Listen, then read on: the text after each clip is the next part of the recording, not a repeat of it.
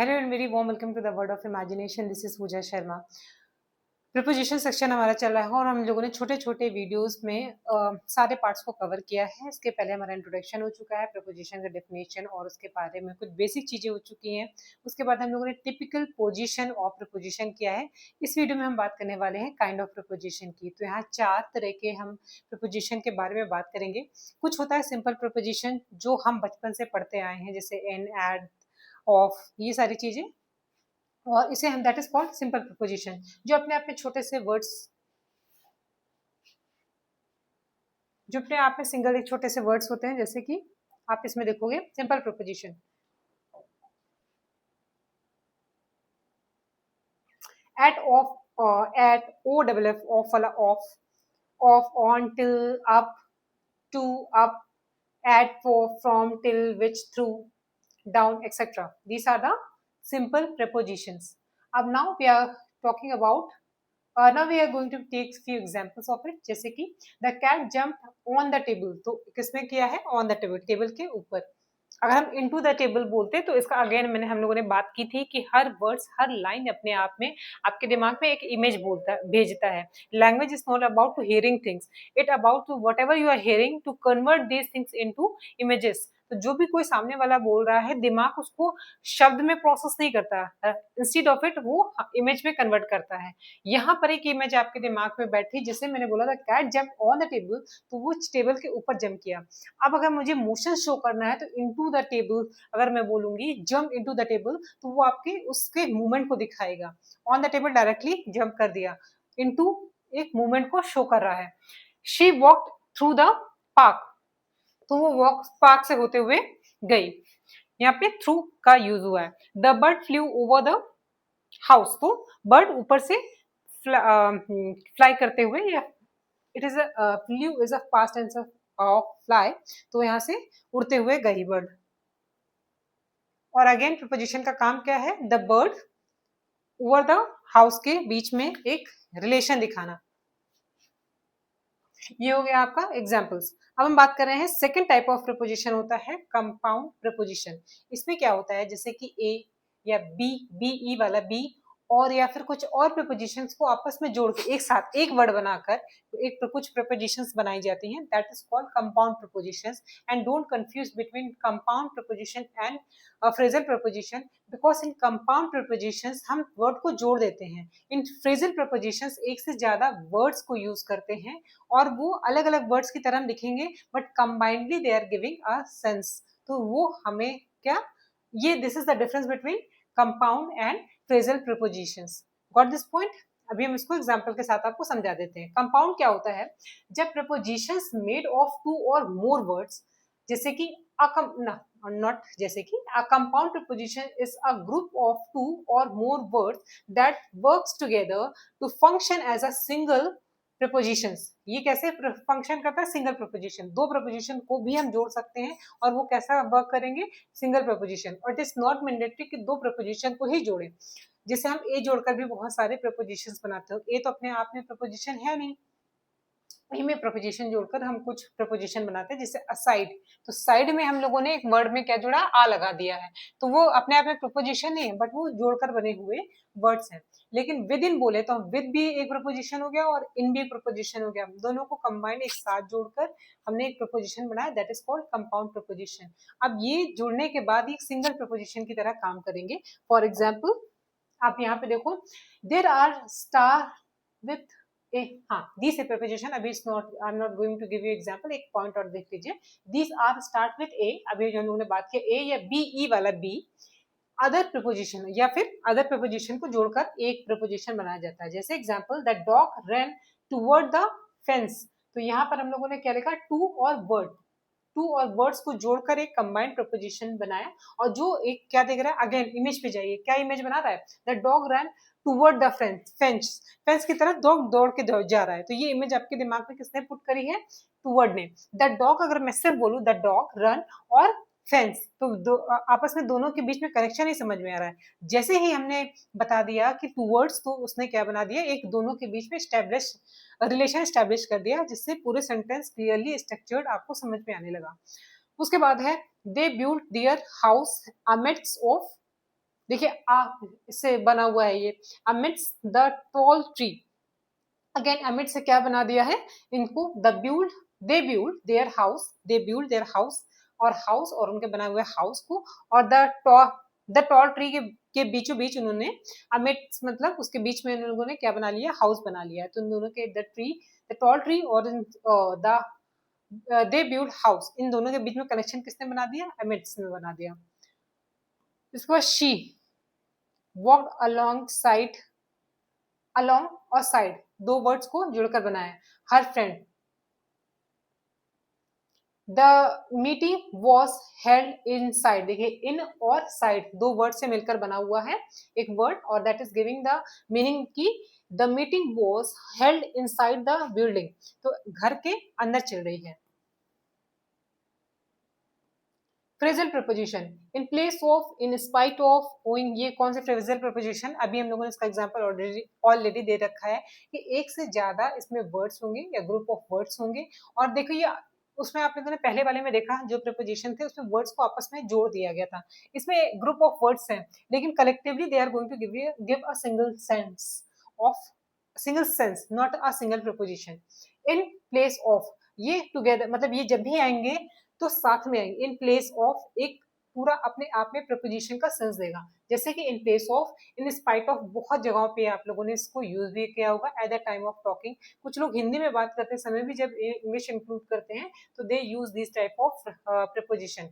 In place of, in spite of, owing to, in comparison to, comparison करें, इन भी है यहाँ पे, टू, दो प्रपोजिशन ही आपको दिखे, और कंपैरिजन क्या हो गया यहाँ पे एडजेक्टिव को जोड़ा हुआ है, तो ये तीन चीजों को मिला के कलेक्टिवली ये सेंस दे रहे हैं प्रपोजिशन का। अब आप ये नहीं कह सकते कि ये प्रपोजिशन है ये प्रपोजिशन है उसके बीच में एडजेक्टिव घुसाया गया है, these are collectively called preposition. Got this point or not? In comparison to, instead of, according to, along with, because of, by means of, the shake of, in favor of, इसका meaning आपको समझ में आ रहा है? इन place of इसकी बजाय, इन spite of इसकी बजाय, इन प्लेस यहाँ पे प्लेस सेंस देगा इस, इन प्लेस ऑफ ये, for example let me give you example, I am using pencil in place of pen, तो पेन की जगह पे पेंसिल यूज कर रहे हैं। इन स्पाइट ऑफ इसके बजाय क्या, इन स्पाइट ऑफ, अगेन ये सेंस देता है इसकी बजाय हम क्या, समथिंग एल्स, वो नहीं बल्कि समथिंग एल्स का सेंस देता है। Owing to, in comparison to, जब हम दो चीजों के बीच में कंपैरिजन कर रहे हो तो यहाँ पर हम यूज कर सकते हैं in comparison to, this tree is taller than this tree, in comparison, extremely sorry, let me give you example again. In comparison to this tree, I prefer to have a pickle of bamboo tree, something, जो भी आपको tree का अचार पसंद हो, you can B, हाँ tree के भी अचार बनते हैं, यस एग्जैक्टली ट्री के अचार बनते हैं, तो आप इस तरह से यूज कर सकते हैं इन कंपैरिजन टू। ये सेंस देगा आपको प्रेफरेंस को कि इसकी जगह पे हम इसको प्रेफरेंस देते हैं या दे सकते हैं। In comparison to, instead of इसके बजाय, अकॉर्डिंग टू इसके अनुसार, फिर अलोंग विथ इसके साथ, बिकॉज ऑफ इसकी वजह से, बाय मीन्स ऑफ इसके द्वारा, the shake of, the shake of, एक द शेक, ये शेक वाला शेक नहीं है, ये शेक बात कर रहा है, फॉर द शेक ऑफ बोलते हैं ना, for the shake of, for the shake, leave me for the shake of God, तो इस सेंस में यहाँ पे इसको एज अ प्रपोजिशन यूज किया जाएगा। फिर इन फेवर ऑफ, किसी चीज के फेवर में, in accordance with, in addition to इसको इसके साथ, इन एडिशन मतलब इसको जोड़ते हुए है इसके साथ, इन केस ऑफ इसकी इस केस के, इन केस ऑफ इस तरह की अगर सिचुएशन होती है तब हम इस तरह का डिसीजन लेंगे, जैसे in case of I am not coming, you take the charge of this area, या to you manage whole party if I am not coming, suppose let me give you example, एक scenario देती हूँ, अगर मैं party में नहीं आ रही हूँ तो आप इन चार्ज ले लीजिएगा इसको पूरा मैनेज करने के लिए। तो यहाँ पे पॉसिबिलिटी की बात कर रहे हैं कि जब मैं नहीं आऊँ, अगर इन केस मैं नहीं आऊँ, आप इस तरह के वर्ड्स यूज करते हैं, in case I am not there please take the charge of this party, ठीक है, पार्टी या manage this party, you can be use in this sense, okay. फिर in accordance with, in addition to, in case of, in course of, with reference to इसके reference के साथ, I am giving you example with reference to, ऐसे करके आप बोल सकते हो, with regards to, with regards to, in respect to, मतलब इससे संबंधित। यहाँ पे रिस्पेक्ट वाली अगर आप रिस्पेक्ट सिर्फ ओनली रिस्पेक्ट यूज करोगे तो वो सेंस देगा आपके रिस्पेक्ट को हिंदी में क्या कहते हैं, सम्मान करने के सेंस में होता है, लेकिन इन रिस्पेक्ट टू मतलब इससे संबंधित है। जब इन रिस्पेक्ट टू आ जाएगा collectively, that it's gives a sense of कि ये इससे संबंधित है, रिगार्ड्स के सेंस में आएगा। बिकॉज ऑफ, देखिए कुछ एग्जांपल्स देख लेते हैं। Because of the bad weather the game was postponed, क्योंकि वेदर के खराब हो गया है, यानी वेदर को क्या बोलेंगे, हाँ मौसम, क्योंकि मौसम खराब हो गया। Because of the bad weather the game was postponed, game को आगे बढ़ा दिया गया।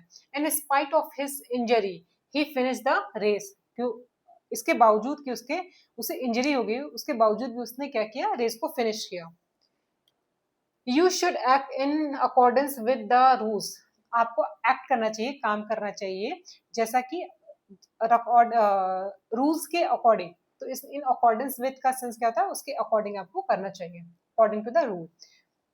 Example, according to the schedule the train arrive soon, जो ट्रेन का शेड्यूल है उसके अनुसार ट्रेन टाइम पर आ रही है। According to the schedule the train arrive soon, according to the जो उसका शेड्यूल है उसके अकॉर्डिंग टाइम पर वो पहुंच रही है, ट्रेन जल्दी आ जाएगी। अराइव सून का मतलब जल्दी आ जाएगी अपने शेड्यूल के according.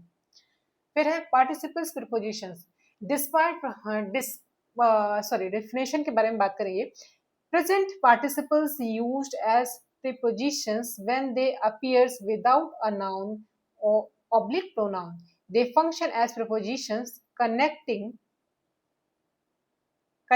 other elements in a sentence. Again देखिए, present participles used as a, wait a minute, let me stand here, मुझे इधर सामने से क्लियर दिखाई नहीं देता। Present participles used as prepositions when they appears without a noun pronoun.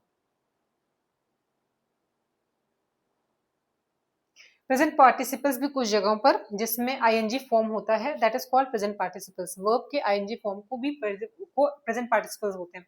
Present participles use as prepositions when they appear without a noun and pronoun, जब वो noun और प्रोनाउन या जीरन की तरह काम नहीं करेंगे बल्कि एक प्रीपोजिशन की तरह आते हैं। They function as a prepositions connecting other elements in sentence. क्या करते हैं, अगेन वो क्या आके क्या काम करते हैं, जैसे प्रीपोजिशन कनेक्ट करता है तो they are connecting with other elements in sentence. Common examples है कनेक्टिंग, आ गया, अब आ जाइए, मैं इधर आ जाऊं, ये लाइट की वजह से बोर्ड में बड़ी इश्यू होती है सामने से दिखना। Concerning, pending, regarding, considering and touching, these are the these are working as a preposition here.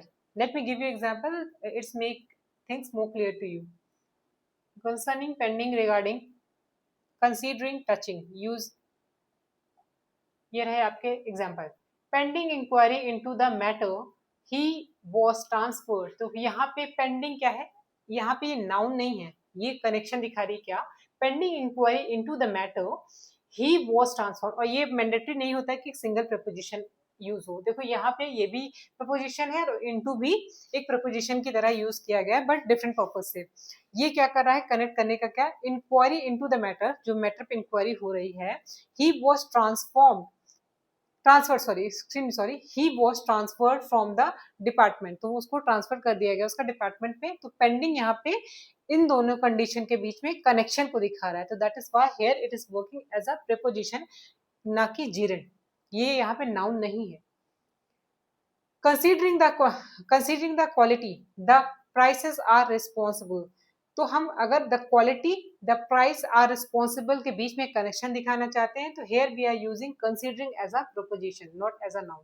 तो समझ में आया कि सेंटेंस का स्ट्रक्चर बार बार मैं एम्फसाइज क्यों करती हूँ कि समझिए, स्ट्रक्चर समझिए। English is all about understanding, English is all about sense, in English is all about common sense. तो यही कॉमन सेंस है कि यहाँ पर ये it is not working as a noun, ये अंडरस्टैंडिंग के लेवल पर आप अगर देखो तो ये अपने आप में आपको समझ में आ जाएगा कि it is not using as a noun, यहाँ पे जीरेंट फॉर्म में नहीं है, rather this word is connecting between the quality, here the word the quality and the prices are responsible. इन दोनों के बीच में कनेक्शन के लिए हम लोगों ने एक वर्ड यूज किया है, that is considering. So this is working as a preposition, some important preposition. अब यहाँ पर हम इसे खत्म करते हैं। इसमें हम लोगों ने काइंड ऑफ प्रिपोजिशन के बारे में बात कर ली थी। ये बहुत ही स्मॉल छोटा सा वीडियो रहेगा जिसमें हम लोगों ने फोर काइंड्स ऑफ प्रिपोजिशन देखा है।